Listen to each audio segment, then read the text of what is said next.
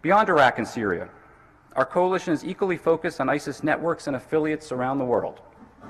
Our working groups over the last few days here at the State Department focused intensively on curbing the flow of foreign fighters, countering ISIS finance, countering its false propaganda, and focusing on areas where ISIS seeks to plant roots as it loses its phony caliphate in Iraq and Syria.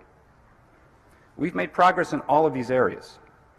It's now extremely difficult for foreign fighters to get into Syria, and we're grateful for Turkey's efforts to seal its borders to these fighters.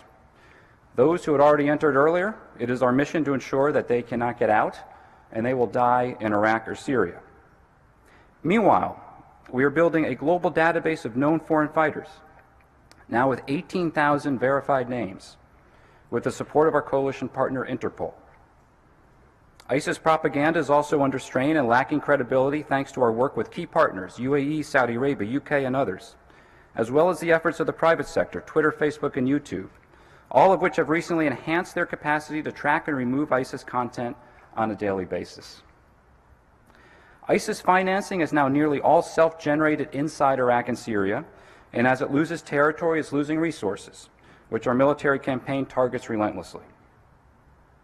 As we know, it'll take a global network to defeat the ISIS network over the long term, and that is what this coalition represents.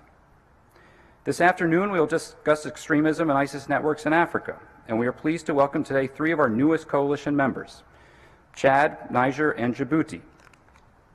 We will have an announcement later today on an additional member.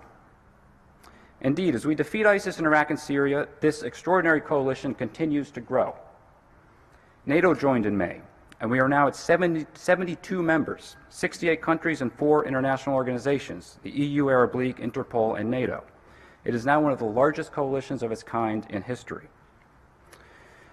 Of course, we cannot hide from the fact that many countries in this room, many countries within our coalition, do not see eye to eye on all issues, and that is the nature of a coalition.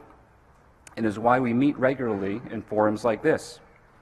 There's no question, however, that 3 years into this global effort, we stand united, 72 members from around the globe, in common purpose, the destruction of ISIS and the protection of our own citizens and homelands through our joint cooperation.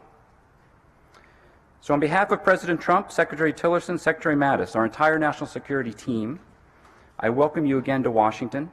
I look forward to the detailed and candid discussions about the next phase of our campaign.